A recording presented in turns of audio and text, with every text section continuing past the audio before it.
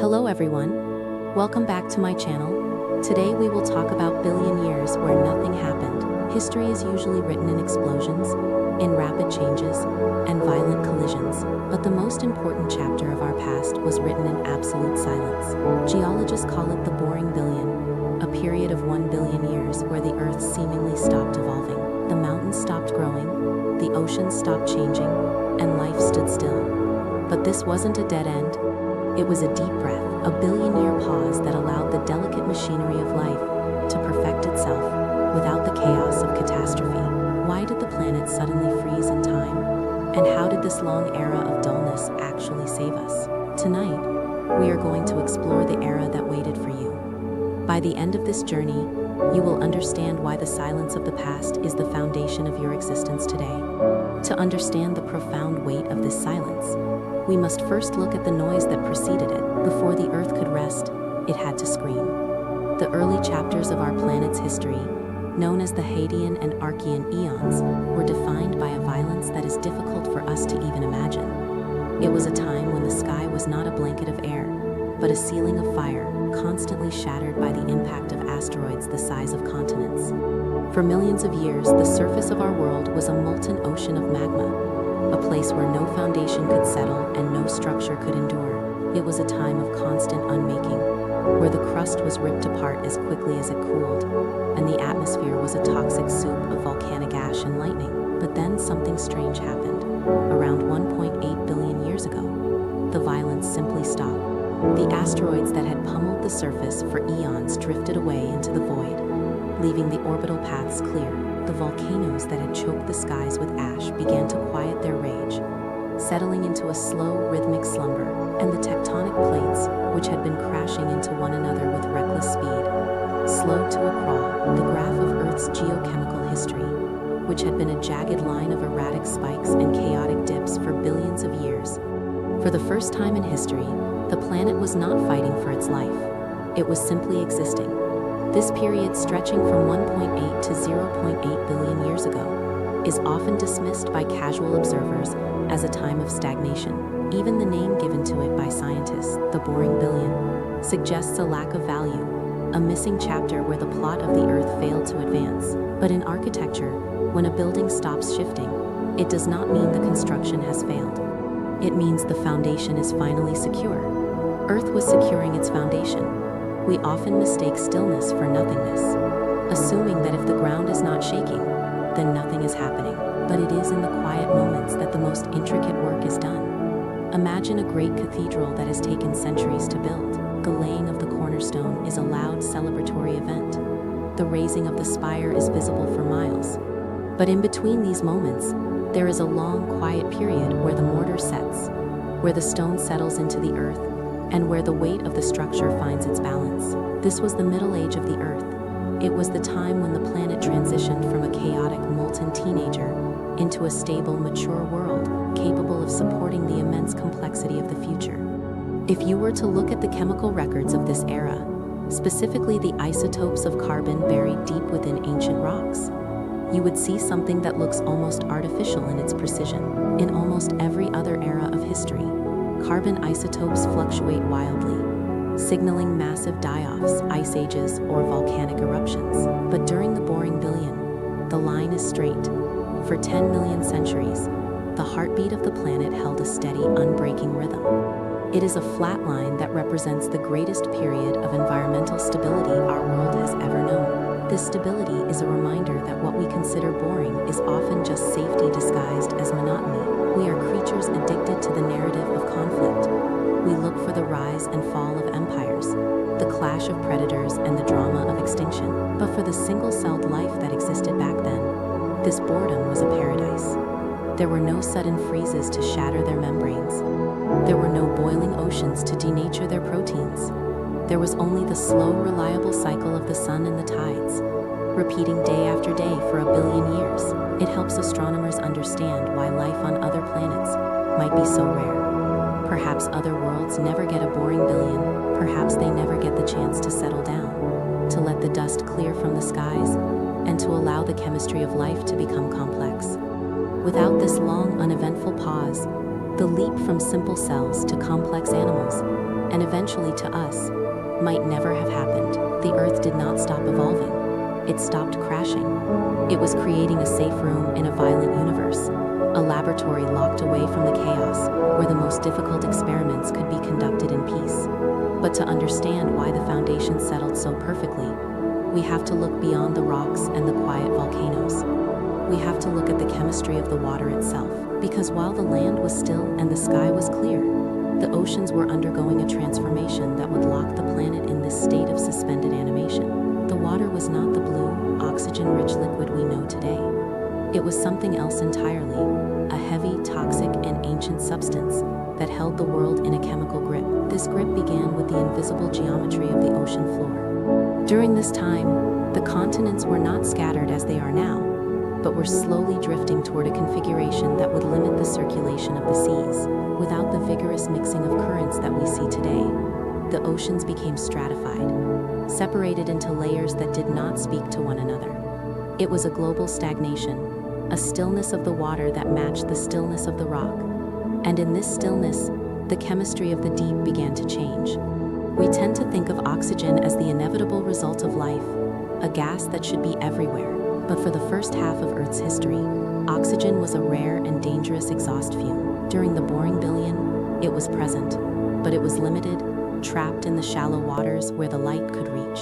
Below that thin layer of life-giving gas, the ocean was a very different place. It was a dark, silent realm dominated not by oxygen. This is where the story of the boring billion shifts from geology to chemistry. The stability of the carbon isotopes was not just an accident. It was a consequence of a planetary deadlock. The Earth had entered a state of feedback loops that canceled each other out perfectly. If the temperature rose slightly, the weathering of rocks would pull carbon out of the air and cool it down. If the oxygen levels tried to rise, the chemistry of the ocean would strip it away. It was a self-correcting machine, a thermostat set to a single unchanging temperature for an eternity. You may notice that when you look at a graph of human history, stability is usually short-lived. Empires rise and fall in centuries. Even species typically last only a few million years before evolving or going extinct. To have a system remain unchanged for a billion years, but it was not engineered by a mind. It was engineered by the laws of thermodynamics and gravity, settling into a groove of lowest energy. This era challenges our perception of progress. We are taught that improvement requires movement, that to get better, we must go faster. But the boring billion teaches us that sometimes the most important thing you can do is stand still. It teaches us that before complexity can bloom, stability must be established. The Earth was not wasting time. It was building a battery. It was storing up the chemical potential that would eventually explode into the Cambrian era and fill the oceans with eyes and teeth and shells. But before that explosion could happen, the battery had to charge. And it charged in the dark, in the quiet, under a sky that was not yet blue, and above an ocean that was not yet clean. It was a time of waiting.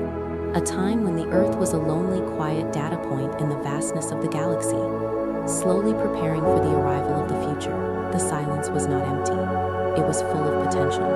And as we drift deeper into this story, we will see that this potential was locked away in a very specific and very strange type of ocean, a sea of purple and black that covered the world, holding the secret of our creation in its toxic depth. Geologists refer to this specific state of the hydrosphere as the Canfield Ocean, named after the scientist who first deciphered its silent chemical signature from the ancient rock record. It describes a world that is almost unrecognizable to our modern eyes, a planetary phase where the oceans did not reflect the bright, piercing blue of the atmosphere we know today, but instead absorbed the sunlight into a deep, bruised violet. This was not a water cycle driven by the aggressive, high-energy exchange of oxygen that powers our current ecosystem, but rather a slow, rhythmic circulation of sulfur, a chemistry that is toxic to us, yet was the very blanket that kept the early Earth warm and stable.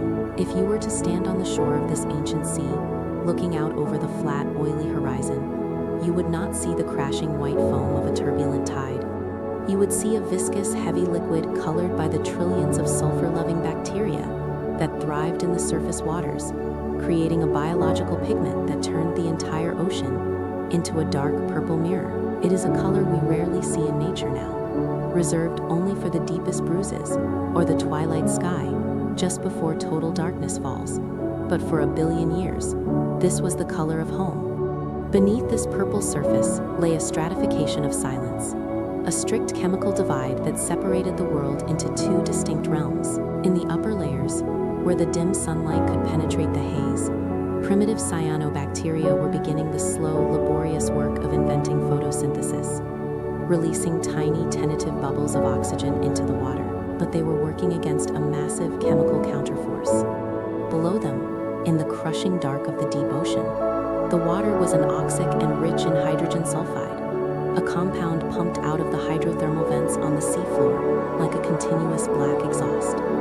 When these two worlds met, the oxygen from above and the sulfide from below, they created a chemical stalemate, a boundary layer known as the chemicline. This invisible barrier acted like a lid on the biological potential of the planet, locking the ocean into a state of permanent, stable toxicity. To a modern human, or indeed to almost any animal alive today, a single breath of this air, or a swallow of this water, would be fatal, shutting down the respiratory system in seconds. But we must remember that we are the outliers here, the fragile products of a high-octane oxygen world. To the life of the boring billion, this sulfidic ocean was not a poison, it was a cradle.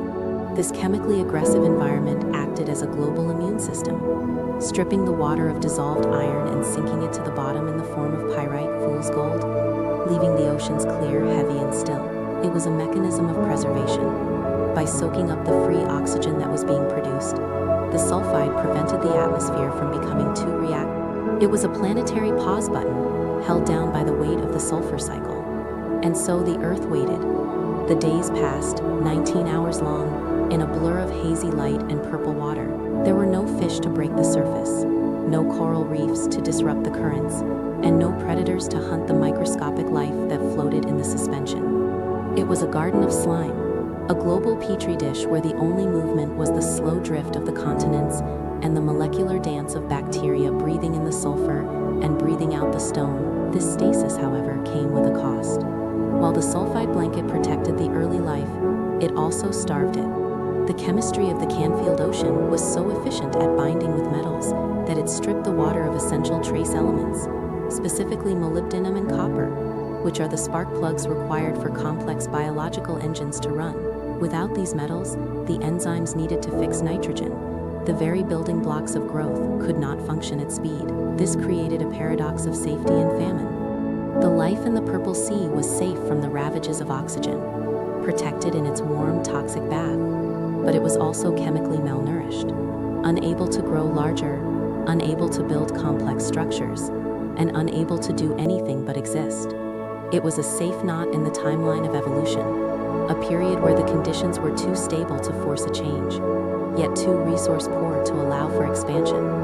And so for 10 million centuries, life remained microscopic, suspended in a violet purgatory, waiting for the chemistry to break. Strategy block.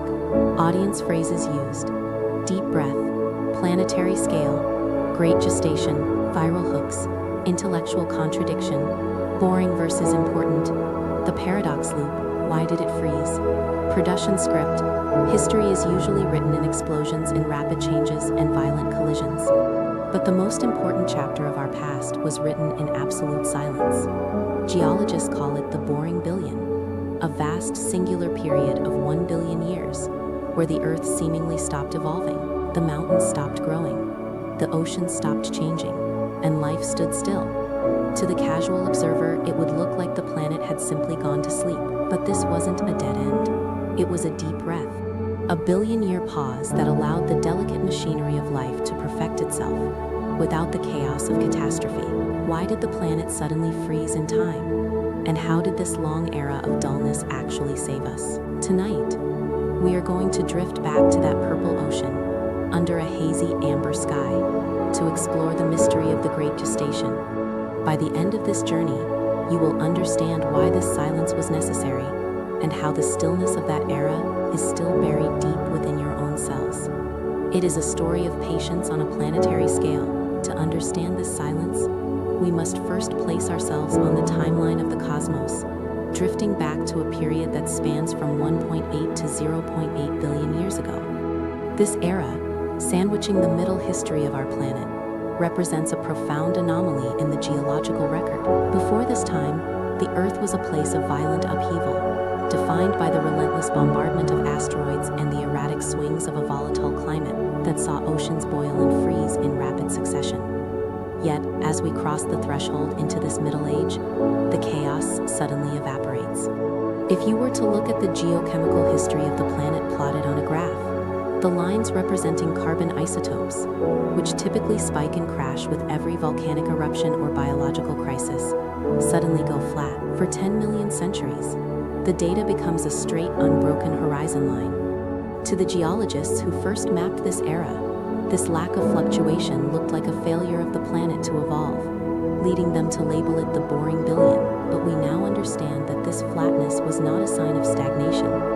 In the language of architecture, when a building stops shifting, groaning, and settling, it does not mean the structure is dead. It means the foundation is finally secure. Earth was not stopping, it was curing its concrete. The tectonic engines that drove the continents slowed down. The atmospheric chemistry locked into a stable equilibrium, and the planet entered a state of deep, resonant balance. It is a reminder that in a universe defined by entropy and decay, stability is the rarest and most difficult achievement of all. This was not a pause in the story, it was the construction of the stage upon which all future life would eventually stand. But to understand how this foundation was secured, we must look away from the rocks and peer into the strange, suffocating chemistry of the water itself. To understand this silence, we must first orient ourselves within the vast, deep calendar of the planet. We are drifting back to an era known as the Proterozoic Eon, specifically a span of time stretching from 1.8 billion to 800 million years ago. Geologists, in their quiet humor, have named this the boring billion. It is a title that suggests a failure of imagination, or perhaps a lack of events worthy of a textbook, but this label betrays a human bias toward chaos. We are accustomed to history being written in fire, the collision of asteroids that ended the dinosaurs, the volcanic winters that choked the skies, or the sudden frantic explosions of biodiversity that filled the fossil record with teeth and claws. But the Earth of this era had outgrown its violent youth. The Hadean tantrums, where the surface was a molten ocean of magma, were long over. The heavy bombardment from the solar system's debris fields had ceased, leaving the night sky clear and the orbital paths swept clean. If you were to stand on the surface during this time, you would not feel the ground shaking under the stress of constant impact, nor would you see the sky choked with the ash of 1,000 volcanoes. Instead, you would witness a planet settling into a profound and heavy equilibrium. In the language of architecture, this was the moment the pouring of the foundation ceased and the curing of the concrete began. When a great structure is being built, there is noise, movement, and the shifting of earth. But once the load-bearing walls are set, there is a necessary period of stillness. The materials must bond, the chemistry must align. If the structure moves too soon, the building collapses. For 1 billion years, the Earth was essentially letting its mortar set. It was a time of geophysical curing, where the crust thickened and the thermal engines of the planet found a rhythm that was slow, deliberate, and incredibly stable. This stability is not just a poetic observation. It is written into the very chemistry of the rocks beneath our feet. When scientists analyze the carbon isotopes from this period, tiny atomic markers that usually fluctuate wildly with changes in the climate or biosphere, they find something that is almost unsettling. For nearly 10 million centuries, the graph goes flat. In almost every other era of Earth's history, the carbon cycle is a jagged line of peaks and valleys, representing ice ages, greenhouse events, and mass extinctions. But here, the line becomes a horizon. It stretches out, unwavering and constant, a chemical heartbeat that has slowed to a state of near-suspended animation. To the impatient observer, this flat line looks like stagnation. It looks like a world where the story has stopped. But to the architect, a flat line on a structural sensor is the ultimate goal. It means the system has found a balance so perfect that even the chaotic forces of the universe cannot disrupt it. The feedback loops that regulate the planet's temperature and atmosphere had locked into a precise self-correcting mechanism. If the sun grew slightly brighter, the Earth adjusted. If the volcanoes burped a little more gas, the oceans absorbed it. It was a billion-year balancing act performed on a tightrope, yet the planet never once wobbled. This is why we must reframe our understanding of boring. In the context of a chaotic universe, where entropy is always trying to tear complex systems apart, boredom is not a lack of action. It is the highest form of success. It is a protective shell. This era was not waiting for something to happen. It was preventing things from happening so that something delicate could survive. It was a global safe room, constructed to shield the microscopic prototypes of the future from the harsh variations that had defined the previous eons. The mountains, too, seemed to respect this truce. While plate tectonics did not stop completely, the aggressive mountain-building collisions that define our modern world were muted. The continents were not crashing into each other with the same violent speed. Instead, they were drifting together into a singular massive landmass, a supercontinent that sat heavy and low on the mantle. Erosion wore the peaks down faster than they could rise, creating a landscape of low, rolling hills and vast, flat plains of red rock that stretched from pole to pole. It was a world of soft edges, where the wind could blow for thousands of miles. It is difficult for us, with our short lifespans and our addiction to rapid change, to appreciate the scale of this stillness. We panic if a year passes without progress. We worry if a decade feels stagnant, but the Earth operates on a timescale that renders our anxieties meaningless. It was willing to invest 1 billion years, a quarter of its entire existence, just to ensure the chemistry of the surface was stable enough for the next step. It was a gesture of infinite patience. But this stability on the surface was only possible because of a specific strange condition in the oceans. While the land was eroding and the carbon cycle was locked in its flat line, the waters of the world were stratifying into layers that would be toxic to us, yet perfectly designed for the slow, quiet work of cellular evolution. To understand why the foundation finally settled, we must leave the red, eroding plains of the supercontinent and look into the strange, suffocating chemistry of the water itself. In the modern world, we are accustomed to an ocean that breathes, a dynamic system where currents circulate oxygen from the crashing waves of the surface down to the deepest, darkest trenches, allowing life to thrive in the abyss. But the ocean of the Proterozoic eon was a fundamentally different creature, a stagnant, layered body of water that functioned less like a circulating lung and more like a sealed chemical vat. Geologists refer to this global state as the Canfield Ocean, named after the scientist Donald Canfield, who first proposed that during this billion-year lull, the deep waters were not filled with oxygen, but were saturated with hydrogen sulfide. This created a planetary condition known as oozemia, a state where the water column is devoid of oxygen and rich in sulfur, similar to the conditions we find today only in the deepest, most isolated basins of the Black Sea, but in the boring billion. This was not an isolated anomaly, it was the global standard. If you were to stand on the shore of the supercontinent during this era, looking out at the endless expanse of water, you would not see the familiar deep blue that characterizes our planet from space. Instead, you would be looking out at a heavy, bruised violet, a deep purple sea that stretched from the equator to the poles. This coloration was not a trick of the light, but the result of a massive bloom of green and purple sulfur bacteria, ancient organisms that thrived in the intersection between the light from above and the poison from below. These bacteria do not use water for photosynthesis as modern plants do. Rather, they consume hydrogen sulfide, that pungent compound we associate with rotten eggs or volcanic vents, and convert it into energy. In doing so, they produce globules of pure sulfur instead of oxygen, turning the upper layers of the ocean into a thick biological soup that absorbed the sunlight and cast a violet haze over the entire world. To a human observer, or indeed to any modern mammal, this environment would be instantly lethal, a toxic sphere where a single breath of the sea spray.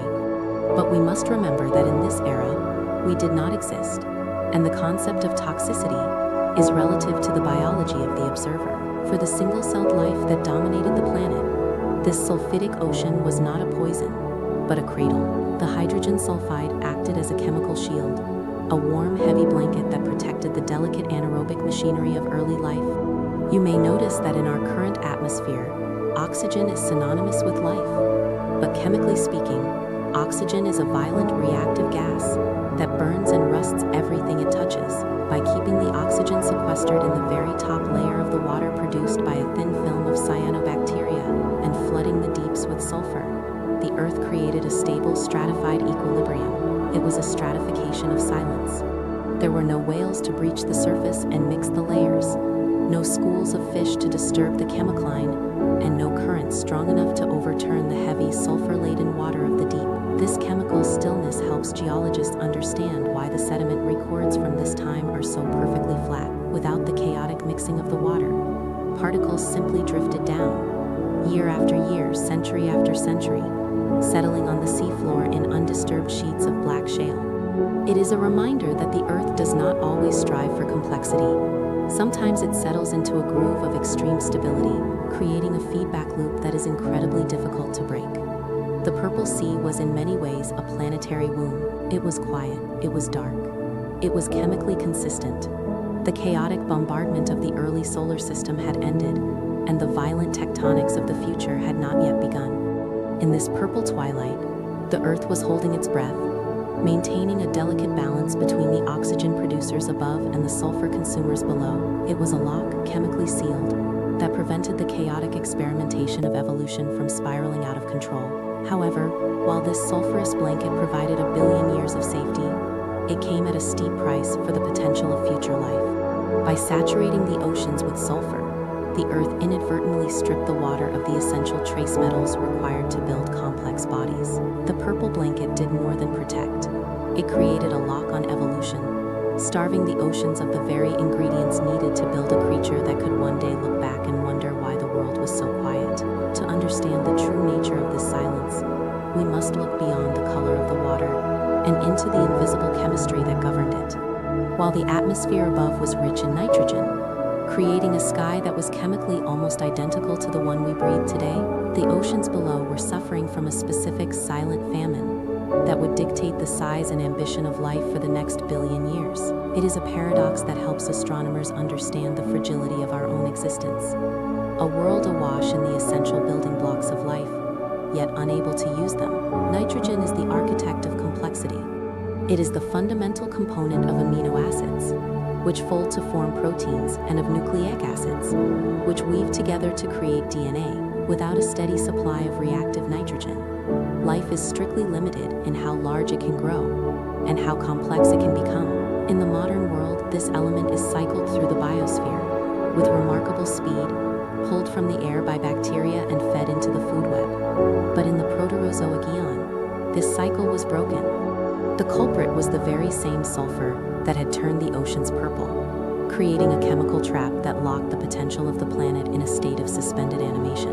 The mechanism of this famine lies in the relationship between the sulfidic waters and a single obscure trace metal known as molybdenum. For the microscopic life of this era, molybdenum was not merely a metal, it was a key. It is the essential cofactor required by the enzyme nitrogenase, the biological machine that allows cells to break the incredibly strong triple bond of atmospheric nitrogen and convert it into a usable form. Without this metal, the engine of nitrogen fixation cannot run. However, in the presence of the hydrogen sulfide that saturated the Canfield Ocean, molybdenum undergoes a rapid chemical transformation.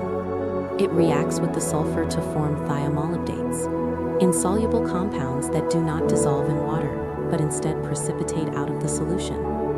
You might visualize this as a slow, relentless snow of heavy metals, drifting down from the purple surface layers, through the dark, toxic midwaters, and settling forever into the black mud of the ocean floor. Because the sulfide in the deep waters strip the ocean of molybdenum, the nitrogen-fixing enzymes which require this metal to function could not operate at speed, meaning that life was forced to remain small, efficient, and patient. The biological machinery was present, but the fuel line had been cut.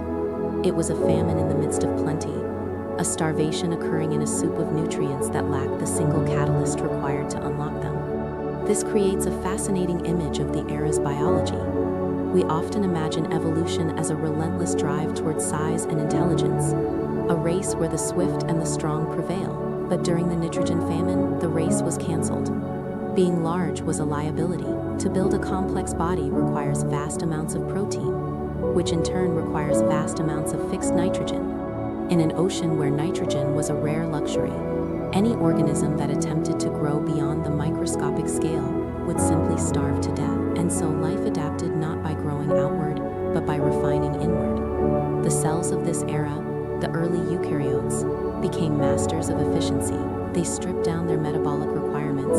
recycling every atom of nitrogen they could find, living in a state of permanent austerity. You can imagine the enzymes within them not as roaring furnaces, but as slow, deliberate gears turning in a clock that had been wound down to its lowest tension. They did not rush. They did not waste. They simply endured. This limitation explains why, for a billion years, the fossil record shows almost no change in the physical size of organisms. There were no shells, no bones, no leaves, and no eyes. There was only the slime, the mat, and the microscopic sphere. It was a world where ambition was chemically impossible. Yet this constraint was also a form of protection. By keeping life small, the nitrogen famine prevented the rapid, chaotic overgrowth that often leads to ecological collapse. It forced life to perfect the cellular architecture, the mitochondria, the nucleus, the cytoskeleton, before it ever attempted to build a body. It is a reminder that in the deep history of the cosmos, delays are often necessary. The scarcity of molybdenum acted as a governor on the engine of evolution, keeping the planet in a stable, low-energy state while the intricate details of the eukaryotic cell were being finalized in the dark. If the ocean had been rich in metals, life might have exploded too soon, creating large, unstable forms that were not ready for the challenges of a dynamic planet. Instead, the famine bought us time. It ensured that when life finally did break free, it would do so with a cellular foundation that was unbreakable. The ocean was a vast purple womb, keeping its children small until they were strong enough to face the light. But while the water was a place of stasis and chemical locking, the solid earth was undergoing a slow, grinding transformation of its own. Life was small, but the land it lived on was massive. If you were to stand on the surface of the earth during this era, you would not recognize it as your home. There were no 7 continents, separated by vast oceans and scattered islands. Instead, the slow, grinding machinery of the planet had driven the landmasses together, fusing them into a single colossal supercontinent that geologists today call Nuna, or sometimes Columbia. It was a land of absolute, uninterrupted stone. Because life was still confined to the safety of the purple oceans, the interior of this continent was a world of pure geology, untouched by biology.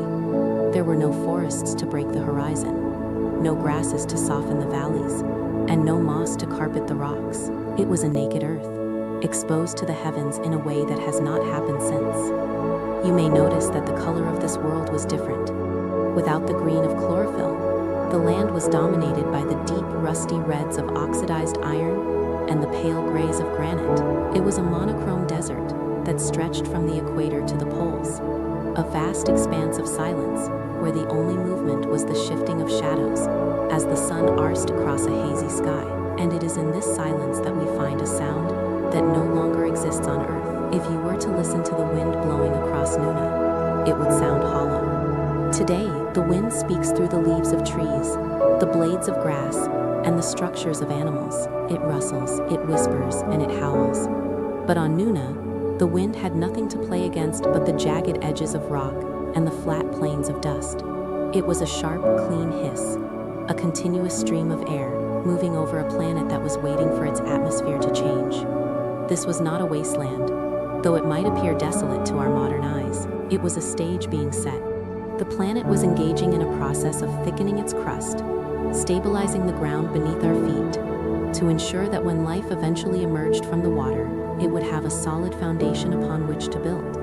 The mountains that rose during this time did not shoot up in violent, jagged peaks, but rather rolled gently, eroding as fast as they grew, creating a world of soft edges and deep red valleys. It is a reminder that the Earth does not measure time in human lifespans, or even in the rise and fall of civilizations. It measures time in the slow drift of continents and the gradual reddening of stone. For 400 million years, Nuna held together, a stable island in a global ocean, baking in the sun, creating a long, peaceful pause in the tectonic history of the world. If you were to stand on the surface of the Earth during this era, looking out across the horizon, you would not recognize your home. We are conditioned to see nature as a tapestry of green, a chaotic overlap of forests, grasslands, and moss that softens the edges of the geology beneath it. But in this time, long before the first plant took root or the first lichen clung to a stone, the Earth was a world of naked rock. This was the era of Nuna, also known to geologists as Columbia, a supercontinent of immense proportions that gathered nearly all of the planet's landmass into a single vast island in the center of a global ocean. It was a landscape defined not by biology, but by chemistry. Because the atmosphere was rich in oxygen, but the land was devoid of life, the iron-rich minerals in the crust began to rust on a planetary scale, turning the continents into a sweeping expanse of ochre, copper, and deep bruised red.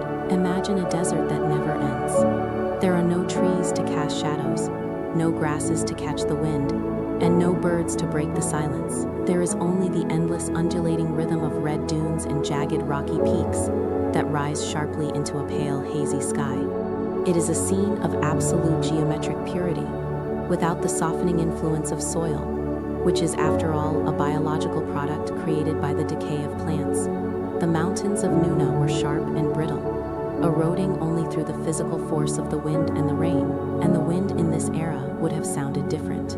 On our modern Earth, the wind is almost always filtered through leaves, creating the soft rustling sound we associate with a breeze. But on Nuna, the wind met no resistance. It would have whistled through the canyons and hissed over the gravel plains with a hollow, uninterrupted tone, a white noise of air moving over stone that continued for millions of years without pause. It was a sound of total isolation, a reminder that the planet was not yet ready for us, nor for anything that walked or breathed air. This was a dry world. While the oceans were full of the slow purple chemistry of the bacteria, the interior of Nuna was likely a place of extreme aridity, a super desert where the sun beat down on the dark rocks, raising surface temperatures to blistering levels during the day and plunging them into freezing cold at night. This thermal expansion and contraction would cause the rocks to crack with loud cannon-like reports that echoed across the empty valleys, the only sound breaking the monotony of the wind. It is easy to look at this red, barren world and see it as a wasteland, a failed state of a planet waiting for life to arrive. But there is a profound beauty in the barren. It was a time when the Earth was structurally honest, its skeleton exposed to the stars, unhidden by the clutter of the biosphere. The rivers that flowed from the interior of Nuna did not meander through marshes. They were braided channels of high-speed water, choked with coarse sand, flashing in the sunlight as they raced toward the toxic purple sea. This solitude was not a sign of stagnation, but of preparation.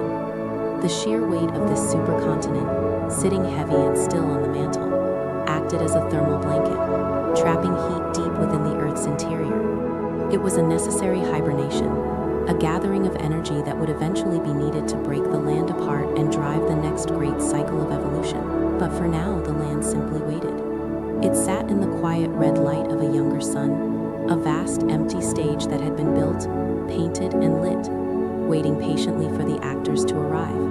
While the supercontinent of Nuna lay frozen in a geological pause, the sky above it was locked in a frantic rhythmic race that would seem alien to our modern eyes. If you were to stand on those barren red rocks and look up, you would feel a pulse that was significantly faster than the heartbeat of the world we know today. Because the moon was physically closer to the Earth, hanging in the sky like a vast pale lantern, its gravitational grip was tighter, pulling the planet into a rotation that spun the days away with a dizzying speed. Sunrise, 9 hours of light. Sunset, 9 hours of dark. It was a 19-hour day, a cycle that repeated over and over for millions of centuries. This rapid flickering of light and shadow created a world where the winds never truly settled, and the tides were commanded by a moon that loomed larger and brighter than any human has ever seen. We often think of the Earth's rotation as a constant, a fixed metronome that has ticked at the same speed since the beginning of time. But the length of a day is a fluid thing, stretching out as the moon slowly drifts away into the deep. However, during this strange, boring billion years, that drift stopped. The clock froze, helps astronomers understand why this era felt so eternal. The planet entered a state known as tidal resonance. Usually the gravity of the moon drags on our oceans, acting like a brake that slowly lengthens our day. But during this era, the sun was heating the atmosphere in a specific rhythmic way, creating a thermal tide, a wave of air pressure that rushed around the planet, pushing the Earth forward just as hard as the moon was pulling it back. Imagine a copper-colored sky where the sun races from horizon to horizon, driving a massive atmospheric wave. that perfectly cancels out the drag of the ocean tides. It was a cosmic balancing act, a gravitational lock that held the Earth's rotation steady for 1 billion years. The planet was not just geologically quiet, it was temporally stuck, caught in a 19-hour loop that refused to break. This resonance acted like a flywheel, maintaining a momentum that kept the atmosphere warm, the winds constant, and the biological clock of every living cell. It is a reminder that time itself is not a line, but a relationship between the rock we stand on and the celestial bodies that watch us from the void. While the sky above raced through its shortened days, the stone beneath remained locked in a heavy, viscous slumber. We are accustomed to a world where the ground is dynamic, where tectonic plates crash together with violent force to thrust jagged peaks into the stratosphere. But in this middle age of the Earth, the planet was governed by a different set of rules, operating under a geological model that scientists call the stagnant lid. Because the mantle retained so much of its primordial heat, the crust floating above it was thinner, more pliable, and far less prone to the brittle fracturing that defines our modern world. It helps geologists understand why the continents of this era did not drift with the same purpose they do today, but rather huddled together in a long, sweltering isolation. The Earth was not crashing, it was merely heaving. It was a planet of slow, vertical breaths rather than rapid lateral sprints, where the heat from the core could only escape through the slow conduction of rock, like a pot simmering gently under a heavy sealed cover. You may notice that in our modern world, mountains are defined by their sharpness, by the violence of their ascent. But if you were to stand on the supercontinent of Nuna during this time, you would see a horizon of soft edges. The mountains did not pierce the sky, they rolled. They were vast, slumping mounds of red stone that eroded almost as fast as they grew, smoothed down by the wind and the rain into gentle undulating shapes that looked less like rock and more like frozen dunes. It was a landscape of deep geological fatigue. There were no sudden earthquakes to shatter the silence, only the low, groaning settling of a crust that was too hot to break. This stillness created a flatness to the world, a lack of topographic drama that allowed the rivers to meander slowly, carrying vast amounts of sediment down from the eroding highlands to the coast. And it is there, in these soft, shallow waters at the edge of the Red Continent, that the true story of this era was waiting to begin. In these shallow, sun-drenched margins of the supercontinent, the water was not clear, nor was it empty, but rather it was filled with a thick, translucent vitality that clung to the shoreline like a living skin. If you were to wade into these ancient tides, you would not feel the coarse grit of sand or the sharp edges of broken shells, but instead, your feet would sink into something soft, yielding, and warm. This was the era of the microbial mat, a time when the seabed itself was alive, carpeted in vast, glistening sheets of cyanobacteria that stretched for thousands of miles along the coast, creating a landscape that looked less like a rugged ocean floor and more like a manicured garden of velvet. It is difficult for us to imagine a world where the dominant life form is a texture rather than a creature. We look for faces, for limbs, for movement, but here, life was defined by its stillness. These mats, known to us now as stromatolites, were the architects of the boring billion, building structures that were half biology and half stone, layer upon sticky layer, rising from the seafloor in gentle, rounded mounds that resembled giant mossy pillows left to rest in the sun. They did not hunt, they did not run, and they did not fear, for in this garden there were no predators to disturb their billion-year meditation. You might imagine them as passive, but they were engaged in a slow, silent alchemy that would eventually define the future of the planet. During the day, as the sun beat down through the hazy orange sky, these bacterial sheets would absorb the light, using it to knit together carbon and water, a process so quiet that it generated no sound louder than the popping of a microscopic bubble. As they grew, they secreted a sticky mucus-like gel that trapped tiny particles of sediment floating in the water, binding the dust of the mountains into the body of the life form itself. Over time, this trapped sediment would harden, turning into a thin layer of limestone, and the bacteria would simply migrate upwards, building a new layer of living velvet on top of the stone they had just created. It was a rhythm of immense patience. Grow, trap, harden, repeat, a cycle that continued not for centuries. If you were to sit on the shore of Nuna and watch them, you would see nothing change in a human lifetime. Yet these silent builders were constructing reefs that rivaled the size of modern cities, all without a single blueprint or a single thought. There is a profound peace to be found in visualizing this garden of slime. It was a world of absolute safety, a biological Eden where the concept of violence had not yet been invented.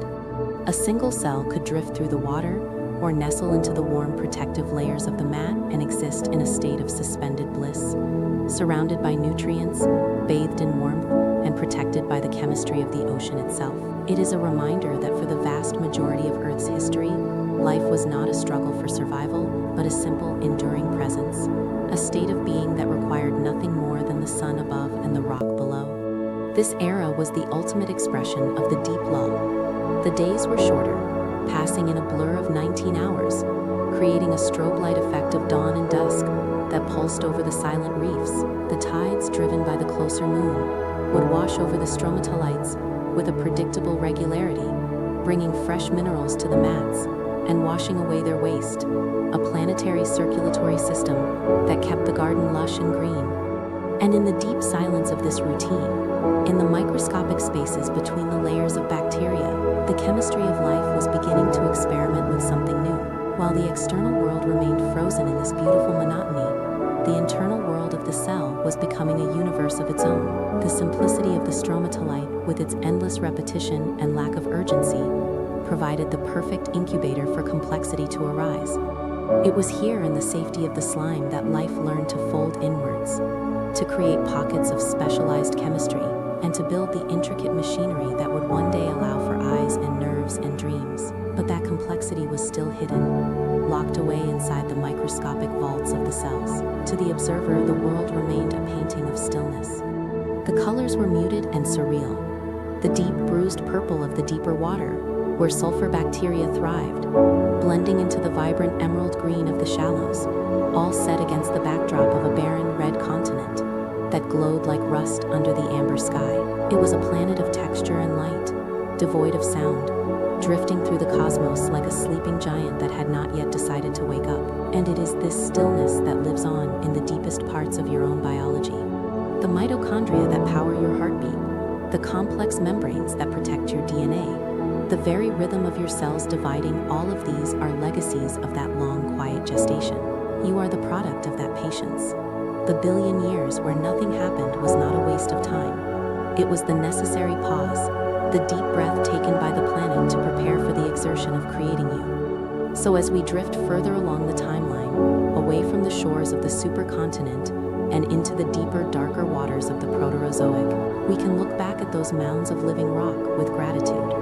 They held the line, they kept the atmosphere stable, they prepared the ocean, and they did it all while simply resting in the warm, shallow water, letting the eons roll over them like a gentle tide. If you were to walk along these ancient shorelines, dipping your toes into the warm, saline water, you would not feel the grit of loose sand, but rather a soft, yielding surface that felt more like organic velvet than mud. These were the microbial mats, vast, glistening sheets of cyanobacteria that draped over the continental shelves. While we might dismiss this texture as mere slime, to the observer of deep time, it was a garden of biological glass, a complex layered architecture that was busy building the ground beneath it. Day after day, as the sun climbed through the amber sky, these mats performed a single silent miracle. They absorbed the pale light, processed the carbon, and secreted a thin, sticky layer of mucus that bound the drifting sediment together, turning the chaos of the ocean floor into the order of stone. It was a process of accumulation so slow that it would be imperceptible to the human eye, a geological patience that built the world one microscopic layer at a time. There was no violence here. There were no predators to tear these sheets apart, no grazing animals to disturb the delicate chemistry of the shallows.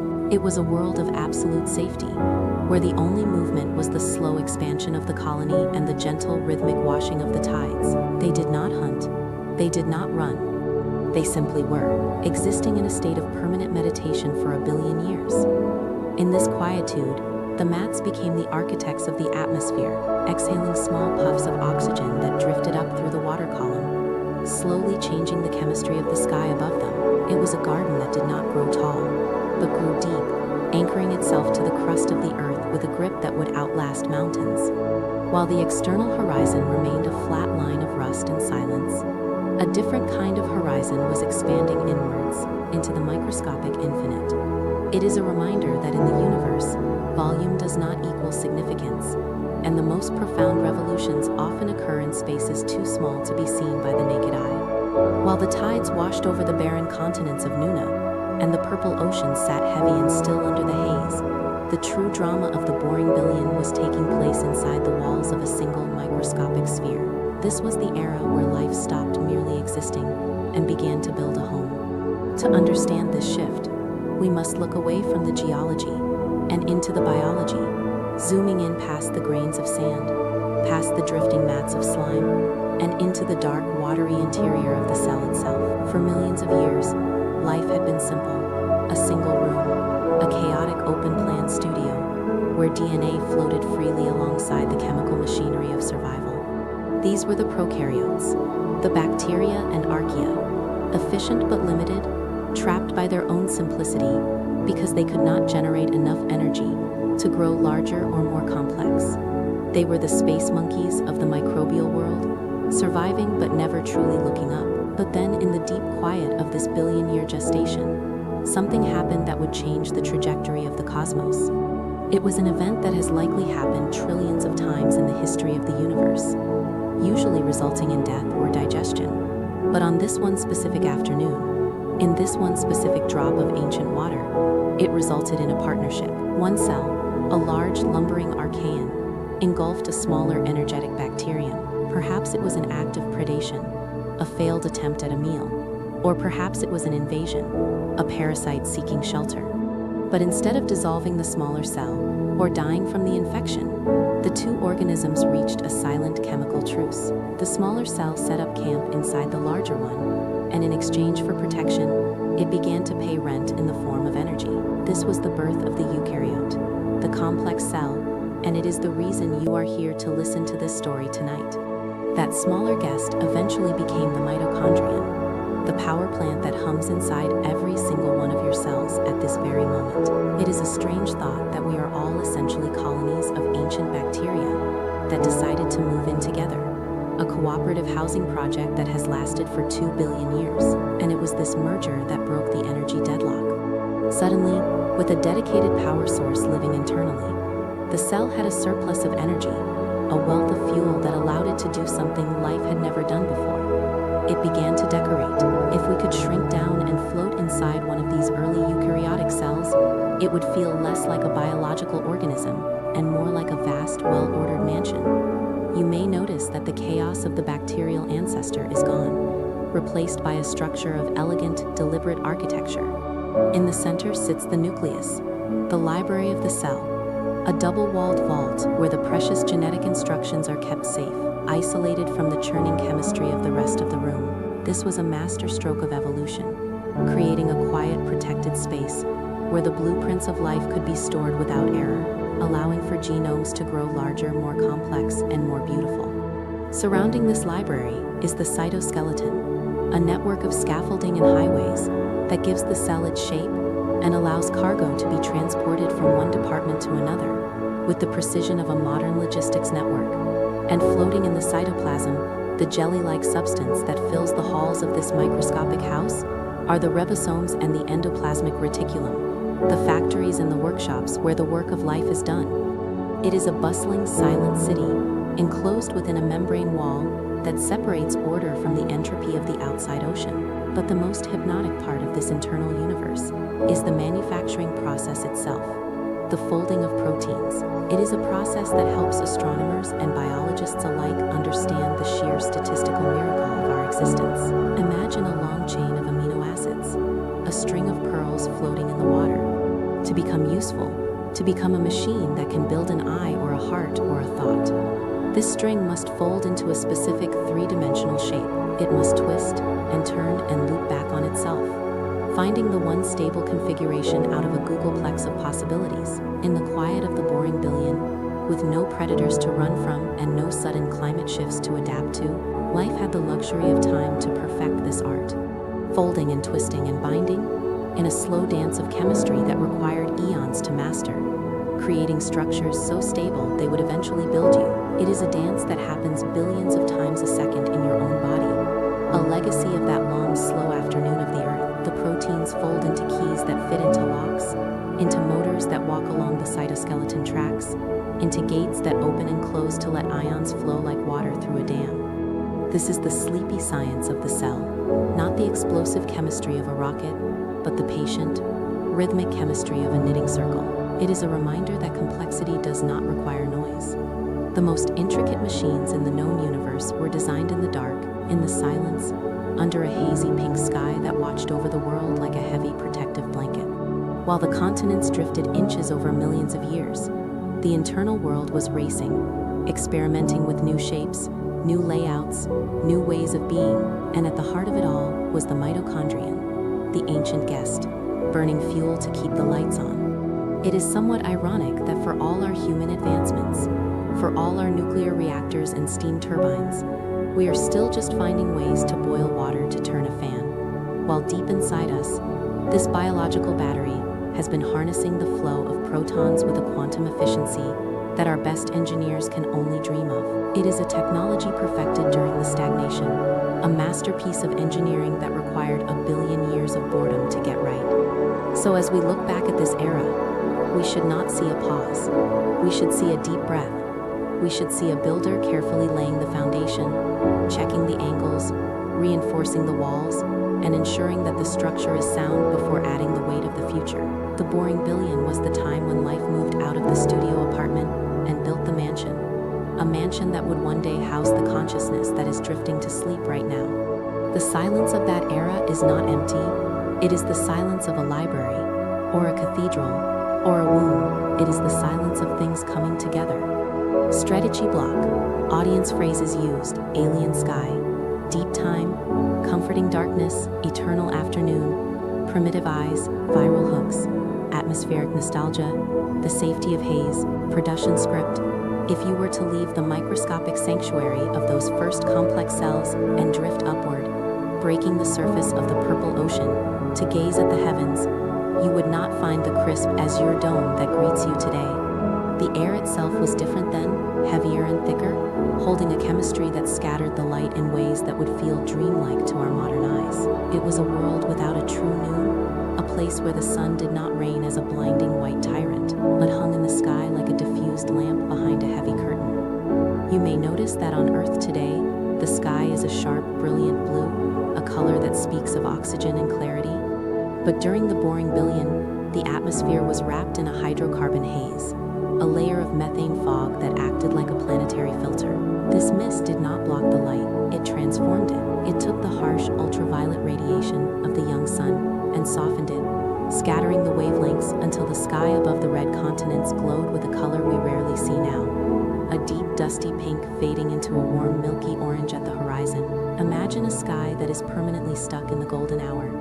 You know that feeling of late afternoon, when the sun is low and the light turns amber, making everything it touches look soft and nostalgic. Now stretch that fleeting moment out for a billion years. There were no sharp shadows in this world, because the light did not come from a single point. It came from the air itself, a glowing, omnipresent luminescence that bathed the barren rocks and the silent microbial mats in a gentle peach-colored warmth. It creates a strange sense of comfort to think of the Earth this way. We often imagine the past as dark or stormy, but the boring billion was likely a time of soft edges. The methane haze acted as a blanket, trapping heat and keeping the planet stable, insulating the fragile experiments of life from the freezing void of space. It was a greenhouse in the truest sense, warm, humid, and protective. If you were to stand on the shore of that ancient sea, looking out at the slow, rhythmic tides, the horizon would not be a sharp line between water and sky, but a blur of violet water merging into a salmon-colored mist, a seamless gradient of pastel tones that blurred the boundary between the earth and the heavens. This quality of light meant that the days did not have the aggressive cycle of bright and dark that we are used to. Sunrise was a slow brightening of the pink fog, a gradual illumination that felt less like a wake-up call and more like a gentle opening of an eye. And as the 19-hour day progressed, the color would deepen, shifting from a pale rose at midday to a bruised purple at twilight, a cycle of colors that resembled a bruise healing on the skin of the sky. It was an alien sky, yes, but it was not hostile. Helps astronomers understand why the planet remained habitable for so long without freezing over. Despite the sun being fainter than it is today, this haze was a chemical embrace. And it is beautiful to consider that the first complex life forms, our deepest ancestors, did not evolve in the harsh glare of a blue sky, but in the soft, diffused glow of an eternal sunset. They lived their entire existence bathed in this amber light, a light that never burned, never blinded, but simply held them. There were no birds to fly through this pink mist. There were no clouds of white water vapor drifting by, for the air was too thick and uniform for the turbulent weather systems we know. It was a stillness that extended from the bottom of the ocean to the top of the atmosphere. A sky that never quite became blue, but held the soft, warm light of a perpetual late afternoon. And in this amber suspension, under a sun that looked like a coin behind frosted glass, the earth continued its long, silent gestation, waiting for the moment when the air would clear and the future would begin.